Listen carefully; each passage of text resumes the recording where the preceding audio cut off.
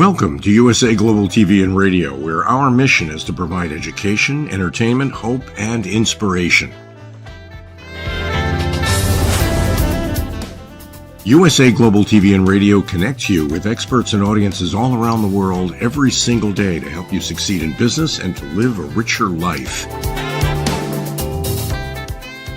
Visit us at usaglobaltv.com to learn about career and life-changing training and mentoring programs like the Listening Mentor. Subscribe to our newsletter to stay informed about our special programs and offers. Discover how you can become a guest on one of our shows or a host or producer of a USA Global TV and Radio show of your very own. That's USA Global TV and Radio, where the doctor is always in.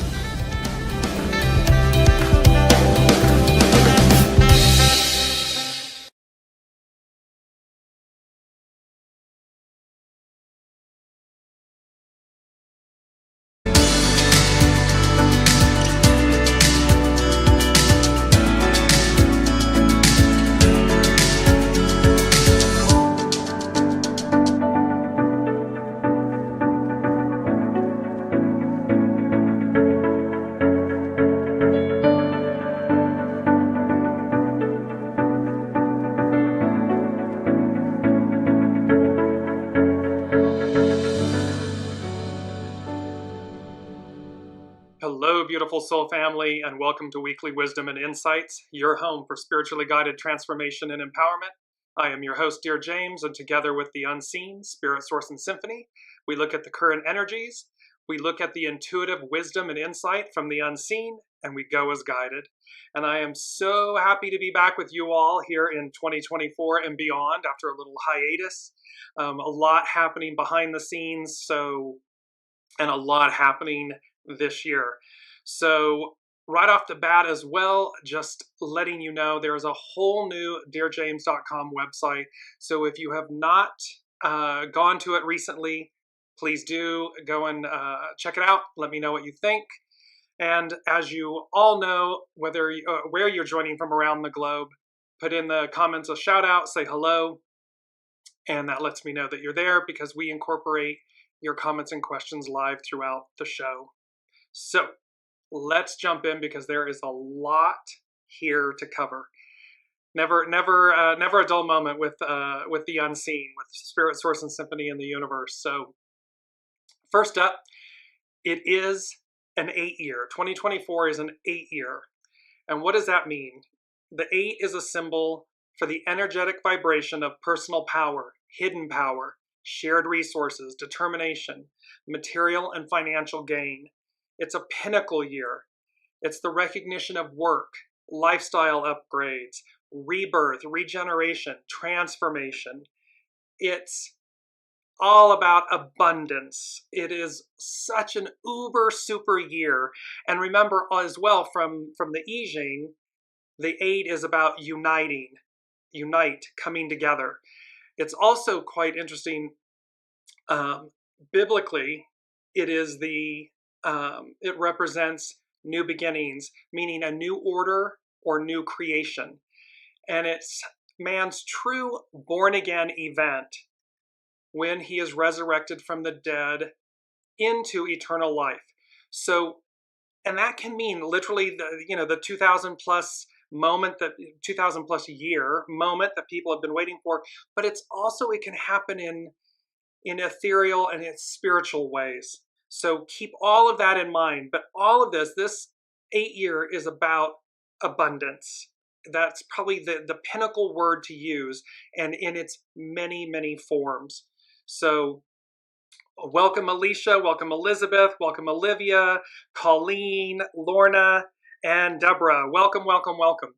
So excited about this show. It's also because while we didn't start on the 1st of January, it's the 10th of January, which mimics the exact energies with a little twist of the 1st. And so I'm focusing this show this week on the energies of 2024 and what will be prevalent throughout the year. So it's also coming up at the Lunar New Year. It's the Chinese New Year, it will be the wood dragon. And you're going to see how the wood dragon also plays out. The dragon plays out with the 1 in the hexagram because it's January. It's the first of the year. So the 1 energy in the creative force. And it says, to grasp the significance of each Lunar New Year, it's necessary to recognize the attributes of both the element and the animal. With wood as the element for the Chinese New Year of 2024, we embrace growth, success, and the initial stage of development. Wood symbolizes humanity's aspiration to achieve progress, grow, and expand. The Year of the Dragon represents health, strength, and good fortune. So we have this wood element, imagining a tree, growth, expansion, and that it's rooted, it's natural, it's organic. So it's going to come to us in a way that is innate to us. And then combined with the dragon, this strength, abundance, good fortune, wealth, expansion, all of these uber great, you can see me smiling, uber great things. So, yes, Elizabeth is saying, wondering about that last night and today. So yes, it is the wood dragon. And let me jump in because this is going to give us our main theme. I want to show you the main energies. And the main energies, this is where the theme immediately leapt out at me. So you can see that 1 is the creative force, it's to initiate. Today is the 10th. It's a 10. Treading, cautious advance. The 8, 2024 is an 8 year. Uniting, unite. Then you get, when you add the 1 and the 1 of the 10, because a 1 and a 0 is a 1. So a 1, a 1, and an 8 become a 10 again. And then the 1 and the 0 becomes a 1 again. So you can literally see this mirroring, this imaging of as above, so below. So literally the creative force above initiating the creative force below. The treading cautiously above, treading cautiously below. And this central unification, this uniting, this coming together, literally heaven and earth coming together. As above, so below. So this beautiful mirroring. So this is where the main theme came from. And let me just bring it up because there's another aspect here. Here's our image. As above, so below, the gold within.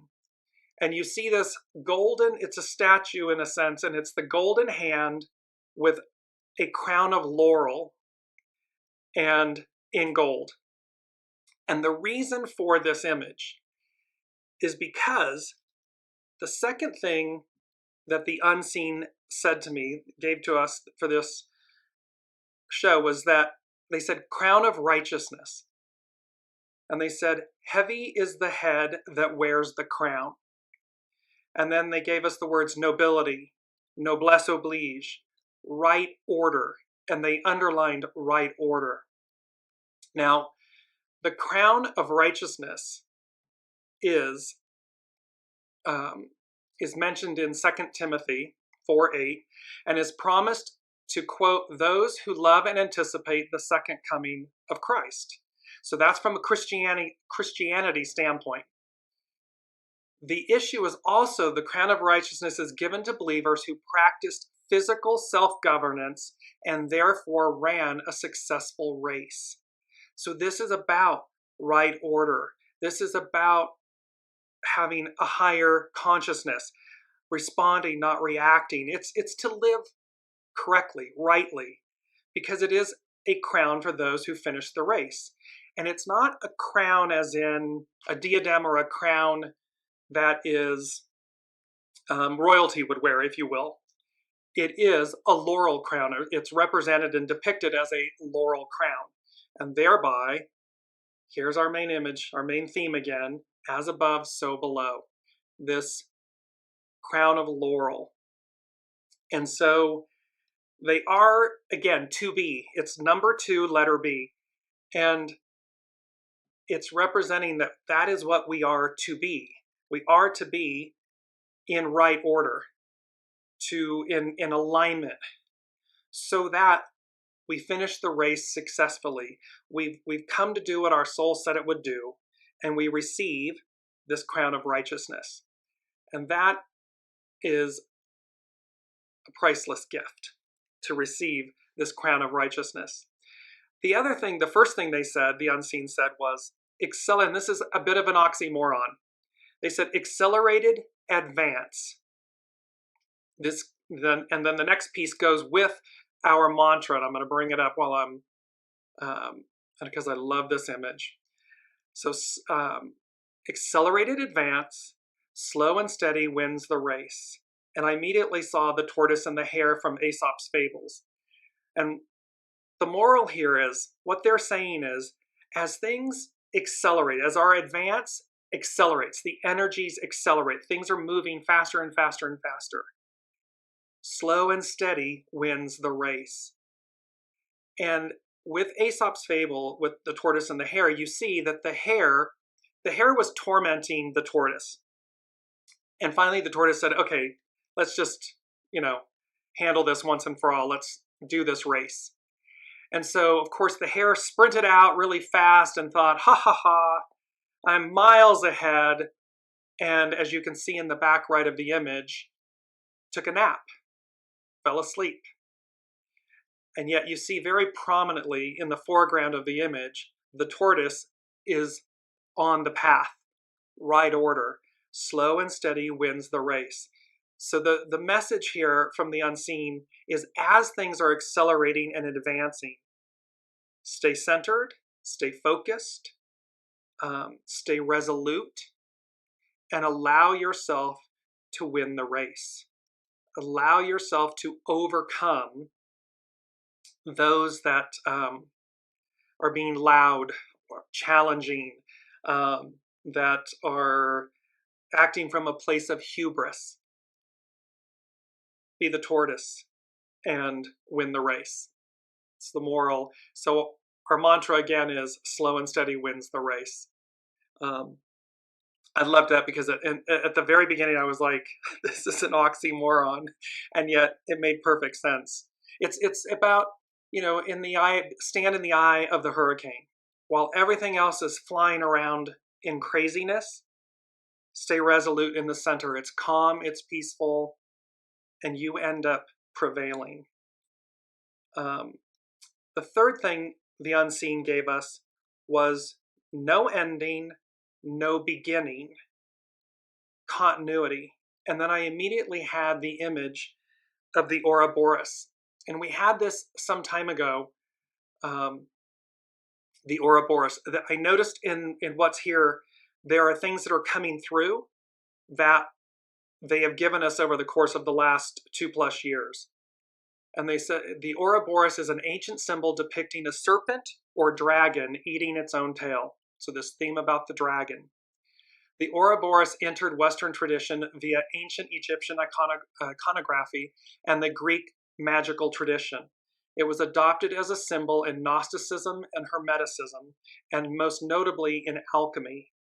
As above, so below has to do with alchemy, Hermeticism.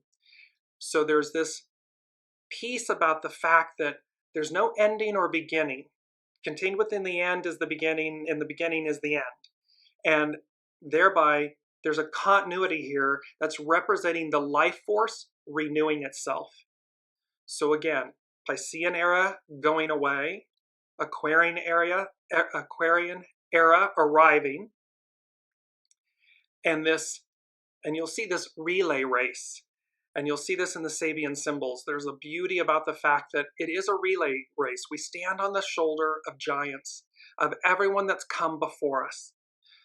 Individually, we stand on the shoulder of our entire family, whether it's birth family, chosen family. We stand on the shoulder of everyone who came before us, everyone that is playing their role, and everyone that will come after us. Because it's this beautiful, life is this relay race, and we all show up and play our role and our part at precisely the right time, for the right reasons, for the right lessons, for the advance. And I could not be more excited that we're all here at this moment, because again, it's leading up to a deliverance. It's leading to a time, to a return. The return begins, where what was before, the beauty of the matriarchal rule, the divine feminine, has reestablished, reclaimed her place, her time. And with that, there is nobility, there is honor, there is chivalry, there is, all of these things where it comes into balance and harmony again. There's respect and honor and grace, as opposed to this holdover from before. And there was a post when the return begins. There's a post that was made, and if you haven't checked it out, do so please on the Dearjames Facebook page. And there's a quote from a famed astrologer, and she speaks to this time of how things advance, they go back, and then they go forward. And that this whole thing of where when it goes back, people think that we're going to reclaim the old ways. And that's what we've been seeing, this whole fierce attempt to reclaim the Piscean patriarchal rule era. But it's an illusion. It doesn't hold or stay. It looks like it's going to, but it doesn't. And then we officially advance, which is now at this point, we're officially advancing, and we're leaving the earth element to the air element, and everything continues on in this air element for, I forget how long. I think it's 200 years, but I may be misquoting that. But beautiful point that we move forward, and there's heavy messages in all of this that is going to show us that this time is about moving forward. That is exactly, Colleen's saying exactly where the country is, meaning the US. And we can see it actually around in Europe and everywhere. There's this cleaving and clinging to a past era, because of course it's been the era for 2,000-ish years.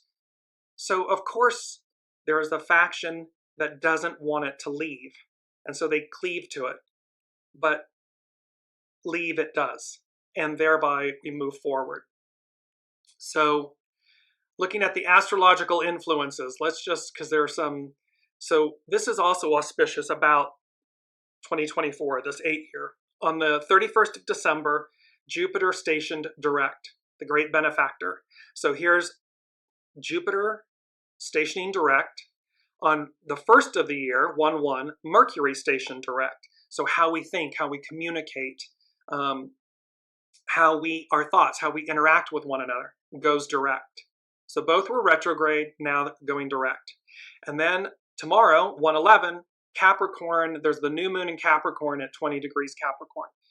So let me bring up, and this is going to tie in with, I'm going to bring up Pam Youngin's North Point Astrology for the first, and here we are. So the thing that I wanted to bring about first on this image is, note this 5-pointed star.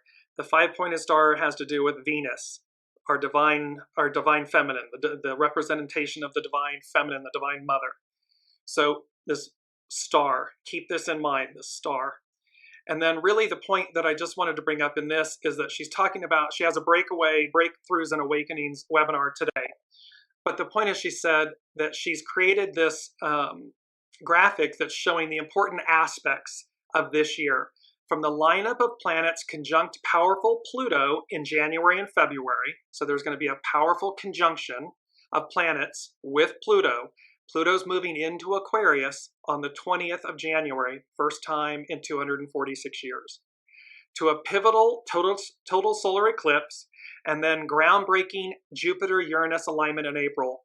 Many astrologers are talking about this Jupiter-Uranus alignment in April. Like, big deal.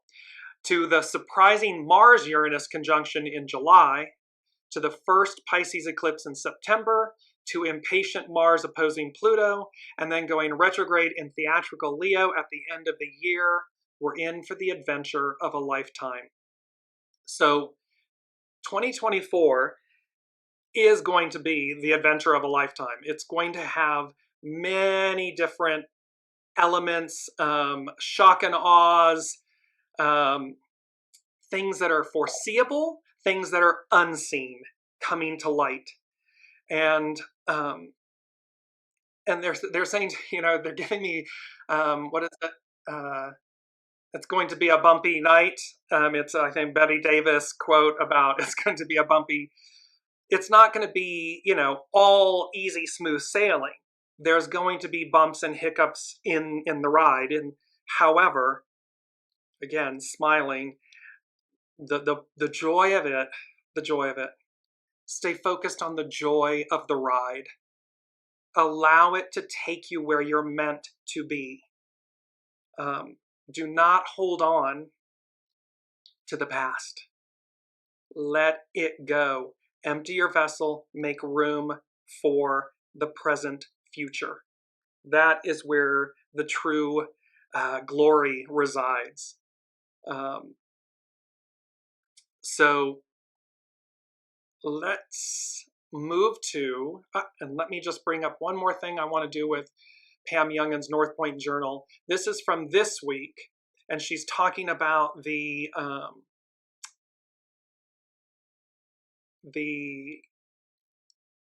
yes, James, yes, the Capricorn New Moon. I'm getting back in my groove, you all.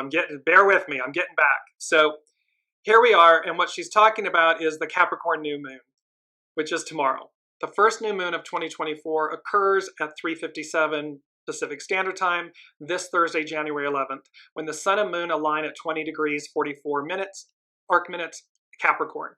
A new moon in the sign of the sea goat is usually a fortuitous time for setting goals and aiming our sights on the mountaintop. See, it's to aim for the mountaintop, reach for the stars. It is a 8-year, it is an abundant year, wood dragon, 8, and thereby there's no playing it small. There's no second guessing yourself or others. If you're second guessing others, you're looking in the wrong place. Look in, stay focused, stay centered, and know that you're aiming your sights for the mountaintop. Capricorn is known to be self-sufficient, disciplined, hardworking, perfect qualities for making successful ascent. And there's no dragging all of this crud stuff behind us as we're making this ascent. Be incredibly mindful of what you're letting go and let it go. Because you want to walk unencumbered. You want to make your ascent light, très léger, just completely unencumbered. The sun and moon are in harmonious trine aspect to Uranus for this lunation, helping us envision new possibilities that may have been out of our comfort zone in the past. Uranus represents, expect the unexpected. So we're literally in a harmonious trine with this aspect. Uranus encourages us to be progressive, true to self, independent, and innovative as we set our goals and strive to achieve them. This is about being authentic, uniting, as above, so below. This is about your higher self, your soul self, being united with your earthly self, your human self, ego, personality, mind self. That is what we're talking about. However, the new moon is in hard aspect to Saturn. It's semi-square, and also Chiron and Eris. We may therefore be dealing with some delays in realizing our goals and need to navigate some self-confidence issues or the fear that we'll never attain what we desire. With Saturn involved, there might be a very good reason for what appears to be setbacks. And when the planet known as Father Time slows our progress, not only is it teaching us lessons of patience and discipline, it is also aligning us with the best cosmic timing for our endeavors. So this is truly about remembering, Saturn, Father and Time, and you're going to see with the SABIAN symbols coming up in a second, how there's this point of right order and cautious advance. It's about doing it right. It's not about just running roughshod and being, crazy about what we're doing. It's to be disciplined, slow and steady wins the race, centered, focused, and yet exuberant, abundant, possible. I am open to receive. That is another beautiful mantra for us. I am open to receive. I am open to receive. I am open to receive that which is best for me, highest and best, soul best. Keep that in mind. The square between the new moon and discontented Eris is especially strong since the dwarf planet is at a standstill on Thursday. I always take aspect. I know that, from astronomy place and so forth, they refer to planets, certain planets, as dwarf planets. I don't subscribe to that theory solely from the place of energy, to not minimize any element, instrument, energy that we interact with. This aspect indicates possible conflicts and power struggles that delay the manifestations we are working toward. These challenges require us to be aware of our true motivations and to develop new levels of emotional maturity and patience. See, it's really about bringing the ego, mind, personality in service to the soul. It is rebalancing, seeing ourselves, what's the purity of our intention, and then aligning so that what comes correctly. And thereby it's authentic, not inauthentic. This is all about, it's a capstone year. Remember, that's what they told us, that 2024 is a capstone year. After that show about the capstone, there is an author that I've read many of her books. And it has to do with the south of France and the Pyrenees and that region. And she did a post where it was showing the capstone. Then there was a astrologer that was doing a YouTube video that was showing and kept saying, using a card and saying capstone, capstone. So there's an affirmation for all of us that this capstone year, this capstone moment, let me rephrase that, moment, not year, because it's a capstone moment, meaning all-seeing eye. The capstone of the cap of the pyramid represents the all-seeing eye. It represents source. And they're saying that 2024 is a capstone moment, and thereby greater revelation, greater wisdom, greater seeing, our ability to see through things is going to be magnified. So this point that Pam Youngins was speaking to is this piece about making sure that our actions are aligned with that capstone ideal, that capstone moment. It's not buried in the ego, mind, personality. It's emanating from the soul. That's the purity of the wisdom. Let's bring up the astro chart. This is the astrological chart from January 1st, 2024, New Year's Day. And in the center, you will see this blue triangle. At the top of the pyramid, at the capstone, is the sun. Can't make it up if you tried. To the bottom right is Jupiter, having gone direct. And the bottom right of the blue triangle in the center is the moon and Lilith. One other aspect, you'll see then cutting right across where the capstone line would be, on the bottom left in red is Saturn, and in the upper right of the red line, solid red line, is Venus. So keep this in mind. I'm going to have these left up while I do this, and I want to go to the Sabian symbols about these. So the sun is sitting at the top of the pyramid, and it says a large group of pheasant on a private estate. The refinement and propagation of aristocratic values by means of which man participates in the evolution of life toward ever more perfect forms of existence. So this is about refinement and propagation toward ever more perfect forms of existence. That's where we are leading. All life implies a hierarchy of values, from the crude to the subtle, from the rough and the ugly to the beautiful. By the use of biologic biological techniques, man is able to develop new species, or at least to greatly improve those found in the wild. This ability is at the root of all cultural processes. Wilderness is turned into the gardens of aristocracy, having the leisure, taste, and money to produce or encourage the creation of beautiful forms. So we can take the chaos, we can take the raw energy and create something beautiful, something refined. This is what the social process produces in its highest aspect.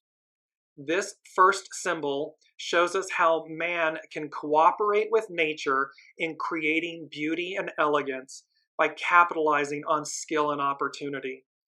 It's about taking, so it's how the ego, mind, personality, humankind, man, womankind, can work with the soul, with this higher, with nature, and create beauty and elegance, aristocracy, something of value that's refined, that is cherished on an earthly level. And yet it invokes and involves and originates from the unseen source, nature. That's the sun. We come then on to the left, which is Jupiter, this cantilevered bridge across a deep gorge, the conquest of separativeness through group cooperation. So through this disunity, we're going to bridge the gap to unity. 8-year, unite. We're going to bridge this chasm, this gap. And it says the man-made bridge built with collective skill gives substance to and demonstrates man's capacity to conquer obstacles and to achieve evolutionary continuity as well as expansion in space. There was that no ending, no beginning continuity. And this conquering of obstacles. And it's to remember, it's a bridge built of collective skill that gives substance to man's capacity. That's Aquarian, we the people, because it's coming together to unite, to be as one, that what we offer and what we do serves not only self, but all. That's what we're talking about, and that is innate in all of us. The unseen is making a point right now for that this is innate in you. It's already present. So nothing that they're talking about is outside of us. So this moment of bridging the gap, of unity, of serving, that what we do serves all, while in synchronicity and reciprocity, it serves self. So it's a complete switch, because we've been in this mindset of serving ourselves, and whether it serves others or whatever is, kind of an add-on or something. It's not a primary thought. This is the inverse of that, and how it comes together. The point is that the unseen is making is that shift is already innate within you. And we can see, they're making me laugh, because we can see how there are those that completely understand what they just said, and there are those that understand it and don't want it. And that's the chasm, and yet forward we go, advance we go. The moon on the astro chart,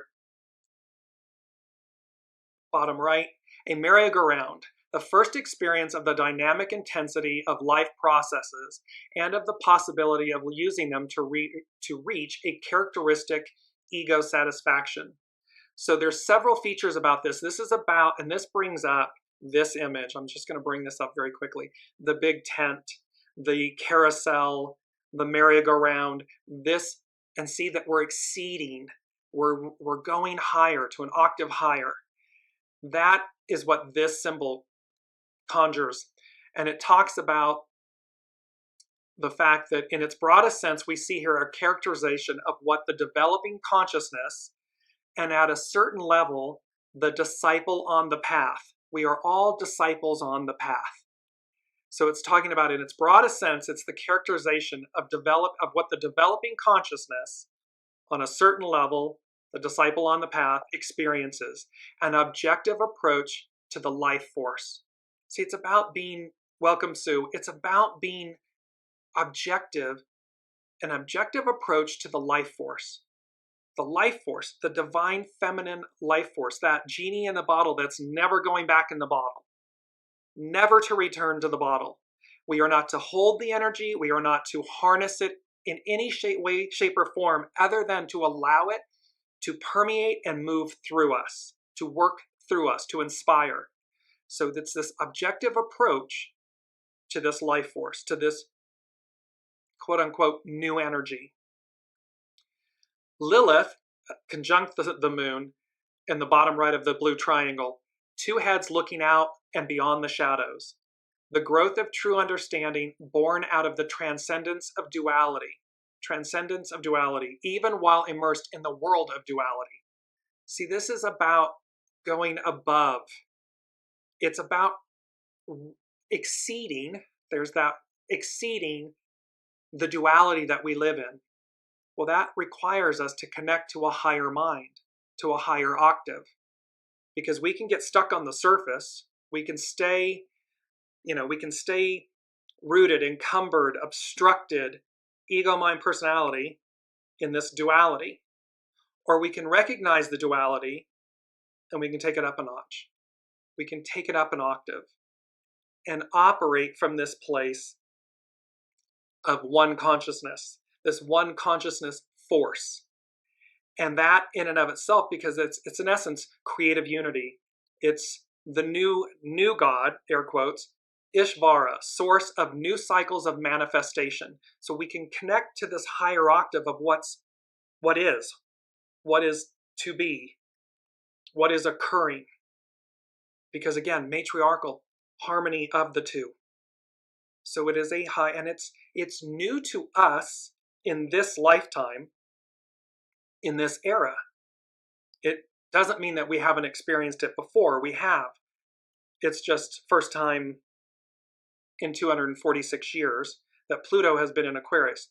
First time that we're coming back around to matriarchal rule in the last 2,000 plus years. There was a time, and it is in our history, we can look back and see where the divine feminine was revered, absolutely revered. However, that time was long ago. So here we are. I want to say again, but here we are. Now, last but not least, the red line, this piece, and as you saw with Pam Youngins talking about the new moon in Capricorn with Saturn maybe slowing things down. This is very interesting because again, Saturn, father time, the representing the masculine and so forth, and then Venus, of course, representing the feminine. And there's a beauty here so with Venus, just bring it back up again. So top of the chart in the center circle, the solid red line. So Venus, two men playing chess, the transcendent ritualization of conflict. We're talking about this conflict. We see it on the world stage of the old era and the new era, the old order, the new order. And it says, essential to socio-cultural living is the transmutation of man's natural aggressiveness under most conditions of existence. Many rituals, sports, and games have no other basic aim. In chess, the complex type of energies which in their togetherness constitute a human person are symbolized by 6 kinds of pieces: the king, the queen, bishops, knights, rooks, and pawns. The struggle between light and darkness, the yin and yang forces, is ritualized, ending in most cases with the checkmating of the king, the ego, mind, personality, conscious self. In a dualistic world, such a contest between polarized forces is omnipresent. The chess game trains men to be more objective, more careful, more aware of whole situations, and less impulsive and intent upon side issues. Accelerated advance, slow and steady wins the race. Chess teaches people to be more objective, more careful, cautious advance, more aware of the entirety of a situation, not what lies on the surface. That's cheap and easy. It's so easy to just pick up the mantle of what's on the surface without ever understanding the whole situation, the entirety of something. What's underneath? What is the real roots of the flower? And less impulsive and intent on side issues. Running amok, getting distracted, running off half-cocked without understanding what's going on. This third stage symbol deals with conflict, but at the level of group culture and psychological symbolization. It brings to the objective consciousness the basic realities in interpersonal interplay, meaning we are all one. So the more we slow and steady wins the race, the more we slow down and dive below the surface, step back from the issue to receive the gold. Because it's about, remember, it's about right order. It is about successfully completing the race, crown of righteousness. It's about that energetic. So now here we have Saturn up the left side of the astro chart. I'll bring that back up again really quickly. So Saturn, heavy car traffic on a narrow isthmus linking two seashore resorts. So the mobility and intensity of interchange which make possible and characterize complex social processes. See, we have in this given moment in our world, we have this intensity of interchange, these complex social processes, one trying to hold on, one advancing. And imagine it like an isthmus, this strait between connecting two portions of land, two time frames, two eras. Here we see the concept of commerce and social interaction in a new form. What is stressed is the need to establish unceasing dynamic relationships between all aspects and functions of social life. The more complex the relationships, the more dynamic and restless the society. In this symbol, the isthmus refers to a geographic situation found near San Diego, California, where these Sabian symbols were produced. Also in Florida and elsewhere, a narrow strip of land separates the sea from a lagoon, and on this strip, houses are built and roads are consistently filled with moving cars. The proximity of the sea stresses the collective nature of social experiences, because the vast sea represents the ocean, the raw energy, the raw source of everything, and thus the ocean, the proximity to it. And then this refined piece, land, homes have been built on it. So, and experiences of what may appear to be individual achievements. So this fourth stage symbol evokes many aspects of what several levels can be called traffic, noise, static, traffic, conflict. The technique for achieving social results is always based on an interchange of ideas and interplay of activities. Often, however, confusion ensues and traffic jams are ever-present possibilities. The fabulous, interesting thing about this is here's this red line, which is a challenge, a conflict between the old and the new. And yet, what is required to navigate this narrow passageway? Ideas, interchange of ideas, interplay. It will again be right order, discipline, cautious advance, and yet enthusiasm, abundance. Because again, once it's clear that the old has crumbled, perished, gone away, not to return, the new emerges, and it emerges in a way. However, it is like with the divine feminine. It is not to swing the pendulum so far that we run roughshod over, that the oppressed become the oppressor.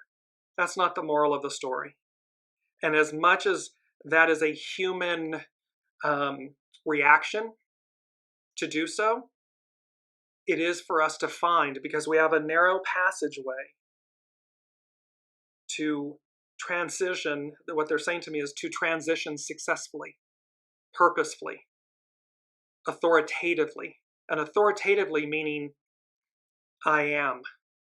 I am doesn't run roughshod. I am is the lion of the, it's the king of the jungle. The lion doesn't have to roar to be recognized.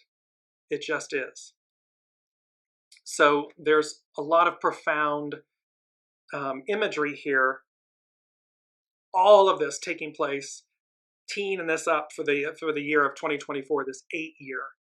I'm going to move to the Hexagram 1 and bring this in. And it talks about, so Hexagram 1, of course, is the creative force. It represents the divine masculine. It is to initiate. And so, of course, we need that force, a healthy ego, mind, personality, in order to execute, to move, to advance in alignment with our new understanding, our higher active, our higher self leading the way, our soul self leading the way. So with this, 2 beautiful quotes. The first one, life shows its harmony when you discover your connection to what unfolds. It's about flowing with the time, with the energy, with the era, not against it. And it is about this beautiful, this is a fern unfolding in the image. And by the way, the fern, the replications of each one of these is exact. It's an exact replica. We have the same thing. It is, it's eluding me. It's the fractal, and it's the golden triangle, and so forth. But that's what life shows its harmony when you discover your connection to what unfolds.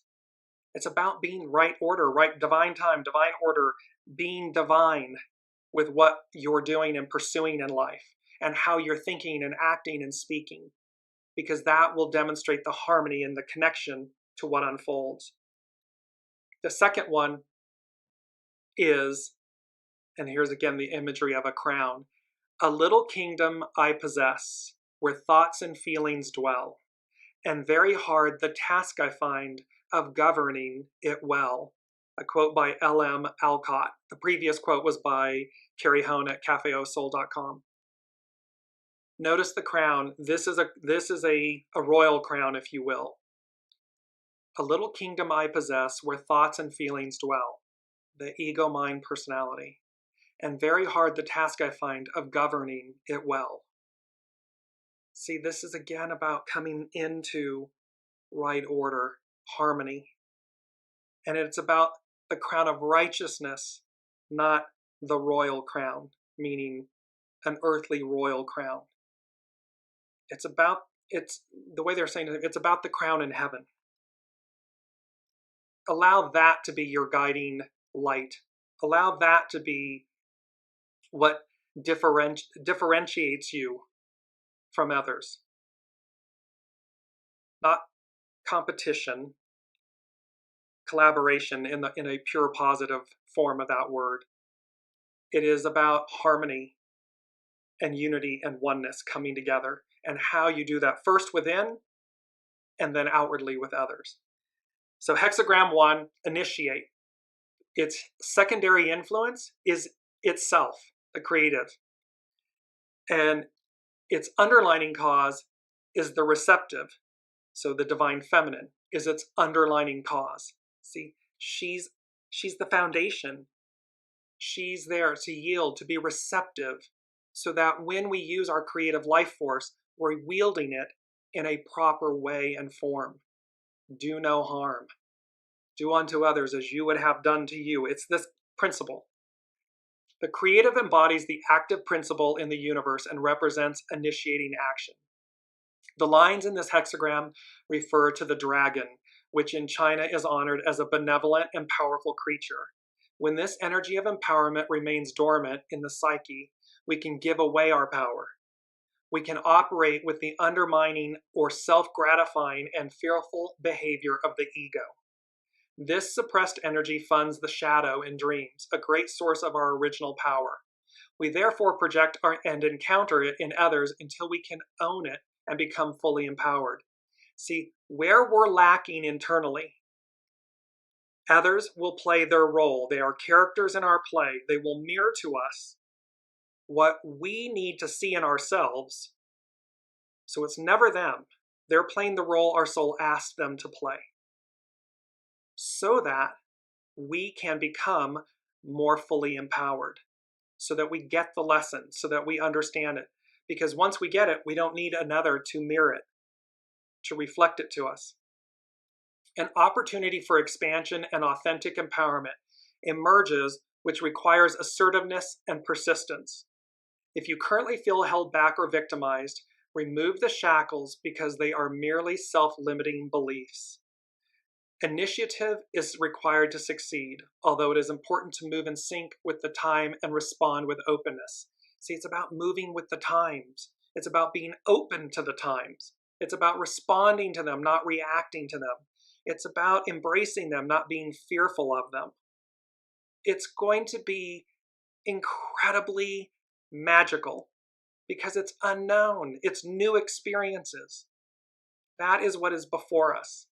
The creative is duplicated in the hidden influence position and underscores the idea of initiating, where the receptive, as the underlining cause, shows that period of reflection and retreat must give way to active expression.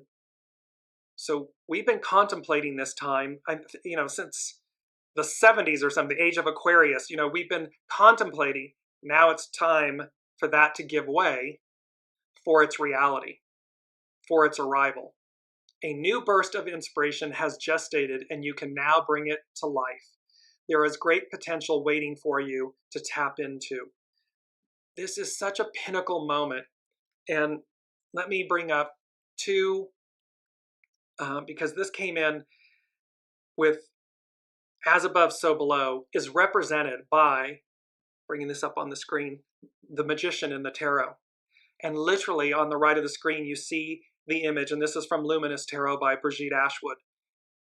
You see what ultimately the depiction looks like Master Jesus to me. And you have the infinity symbol, which is associated with Master Jesus. It's the 8 turned on its side.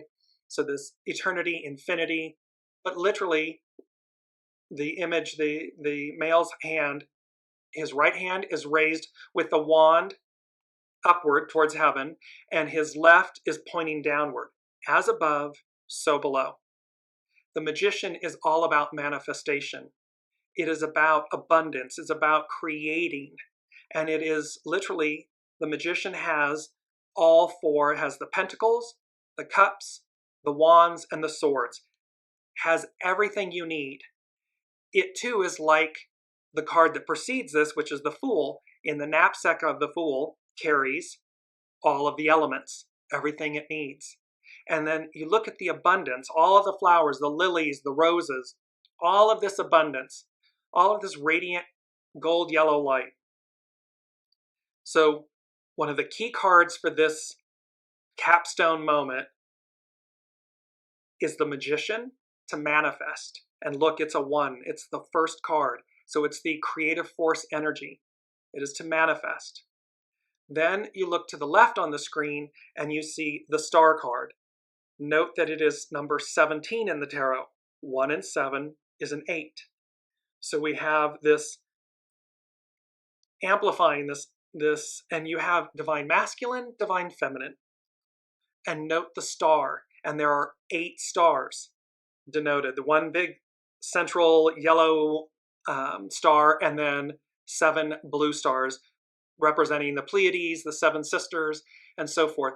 But you notice she's in the divine feminine, in her natural state, nourishment, the soma, the nourishment being poured into the waters of life and into the earth of life. That is what this is talking about. So this rejuvenation, this beauty of being reborn in this moment,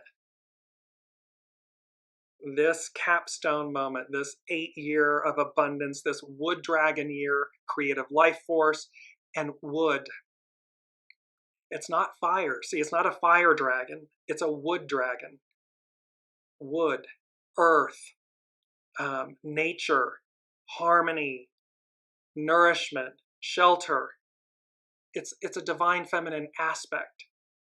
And so it is the fact that we are moving so powerfully into this matriarchal, divine feminine, Aquarian age. And the fourth thing that was on the list from the unseen, which ties into this, they said, time to play. And then I instantly heard, and we've had this before, come out wherever you are. And of course, it's iconic. It's when Dorothy lands in Munchkinland in The Wizard of Oz. Glinda the Good Witch comes down, and of course, the moral of the story is, ding dong, the witch is dead.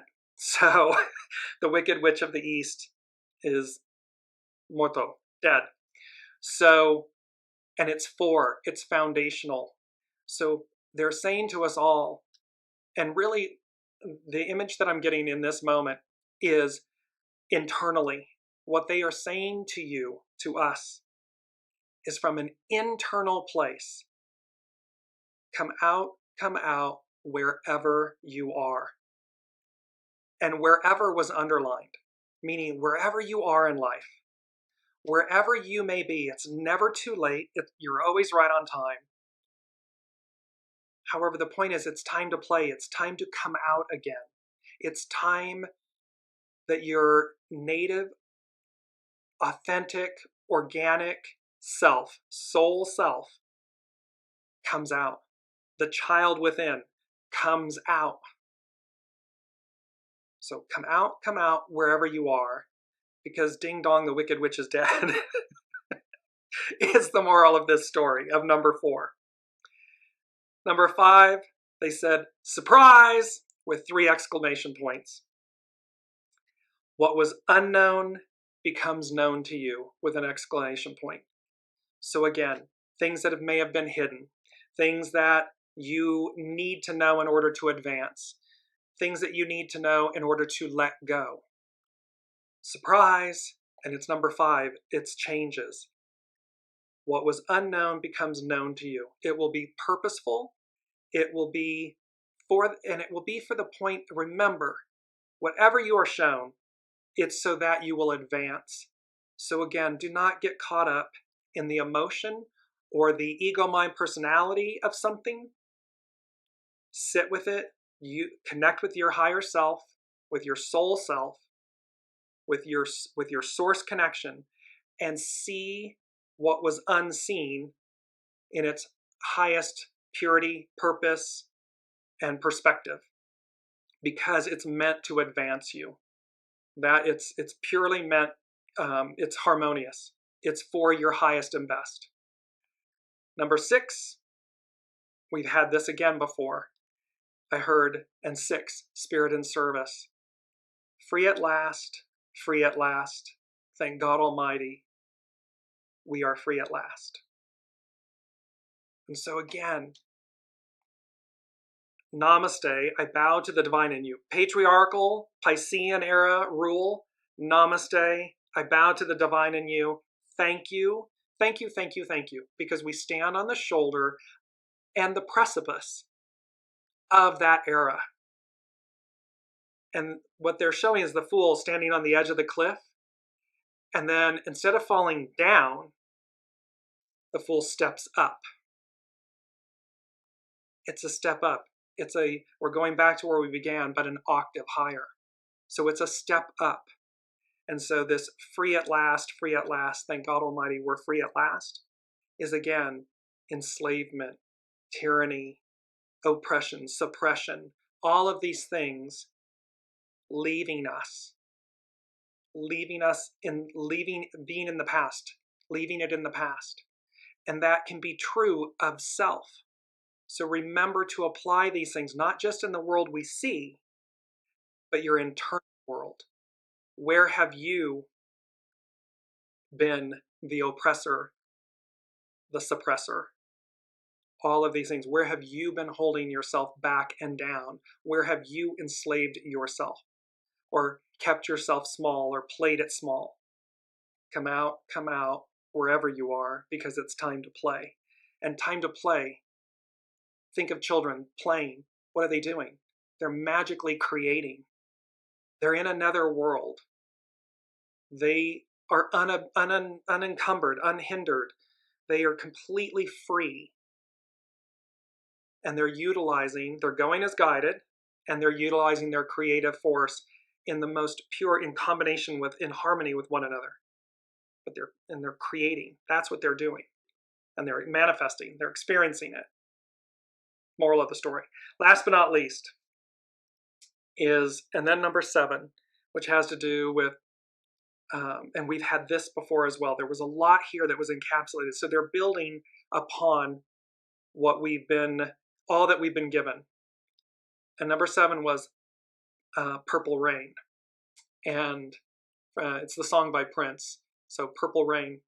And Prince explained the meaning of purple rain. He said, when there's blood in the sky, red and blue equal purple. Purple rain pertains to the end of the world and being with the one you love and letting your faith/God guide you through the purple rain. So, and then the title track of Prince's previous album, 1999, also included similar references to an ominous purple sky. Could have sworn it was Judgment Day. The sky was all purple. Remember that Judgment Day, end of times, all of this stuff is the end of an order. It's the end of an old way. And I want to make sure, because I want to end with this and mindful of the time to stay on time, we're going to be slightly over. But this was the point that made so much sense.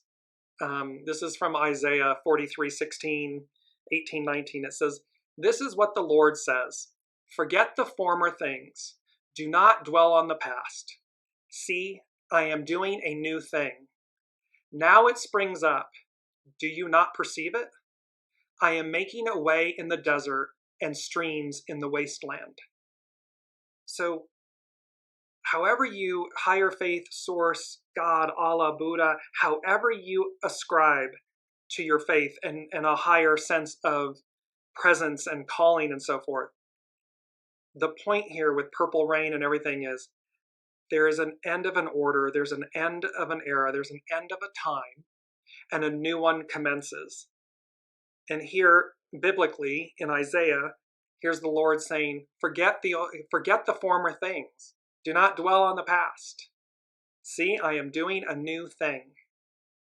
Now it springs up. Do you not perceive it? I am making a way in the desert and streams in the wasteland. Regeneration, renewal, rebirth, abundance. These are all demonstrations of that. How this all ultimately plays out, that's up to the unseen. What we know today, be ready, live in right, be successful in completing the race, crown of righteousness, in an accelerated advance in this accelerated time. Slow and steady wins the race. There's no ending, no beginning. It's got continuity. And it's time to play. I love that. It's time to play. Surprise, what was unknown will be known to you. Free at last, free at last. Thank God Almighty, we are free at last. I'm all in. I hope all of you are. Thank you so much for participating and joining in today's show and on this journey. Without you, it would not be the same. Welcome, Brigitte. And without all of you, it would not be the same. And I have to say, I'm eternally grateful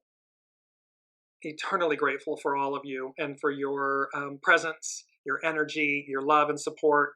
And I could not be in better company with fellow travelers. So thank you, beautiful soul family. I'm just going to add in, Brigitte said, it was shown to me that we are just pushing through the center of the hourglass, figure 8, infinity sign. Yes, so let it flow and trust, live with intention. Exactly, because again, the flow, it turns. We turn the tides, we turn the time, and we live in such an incredible moment of grace and opportunity and goodness and deliverance. We truly do. we're getting through the tube of the hourglass, if you will, that peduncle in a champagne bottle and everything, that squeeze, and yet what does it do? Whew, opens up into a whole new era. Love you all. Look forward to seeing you next week. Until then, be well and be kind with yourselves and with others.